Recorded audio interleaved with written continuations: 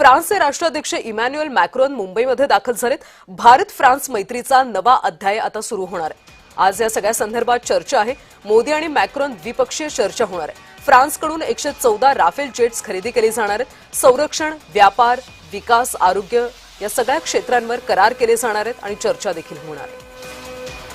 Bharat France मैत्रीचा नवा अध्याय सुरू होणार आहे। आज महत्त्वाच्या चर्चा होणार आहेत। फ्रान्सकडून 114 राफेल जेट्स खरेदी केले जाणार आहेत। पंतप्रधान नरेंद्र मोदी आणि फ्रान्सचे राष्ट्राध्यक्ष मॅक्रोन यांच्यामध्ये अनेक करार होणार आहेत, चर्चा होणार आहे। तर आज पंतप्रधान नरेंद्र मोदी मुंबईच्या दौऱ्यावर आहेत। फ्रान्सचे राष्ट्राध्यक्ष इमॅन्युएल मॅक्रोन यांची ते भेट घेणार आहेत।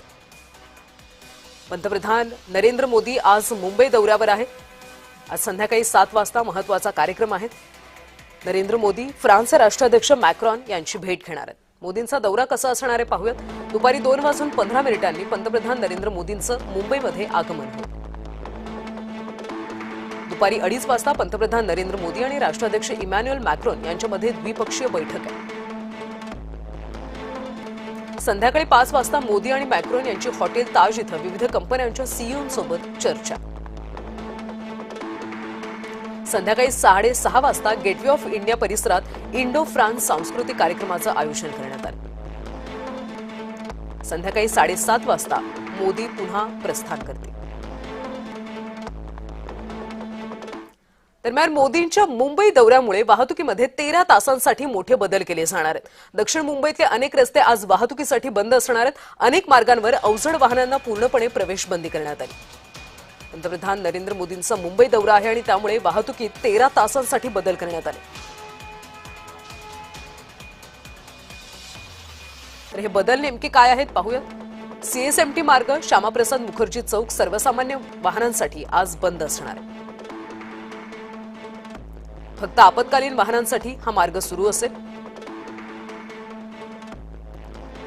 नॉर्थ कोर्ट ते ॲडम स्ट्रीट जंक्शन पर्यंतच्या पी रामचंदानी मार्ग देखील आज वाहतुकीसाठी बंद आहे। 13 तासांसाठी हे नियम लागू असतील।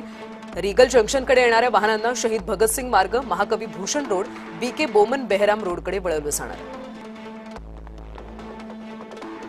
पी रामचंदानी मार्गावरची वाहतूक अलवा चौक, रेडिओ क्लब, हाजी नियाज आझम रोड, जगन्नाथ पालव चौकामार्गे वळवण्यात आली।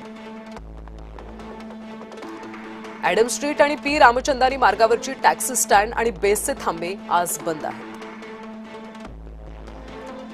सकाळी 8 ते रात्री 9 पर्यंत वाकोला उड्डाणपूर आणि दहिसर टोलनाक्या दरम्यान अवजड वाहनांना पूर्णपणे बंदी आहे। पश्चिम द्रुतगती महामार्गावर सर्व अवजड वाहनांना पूर्णपणे प्रवेश बंदी असेल।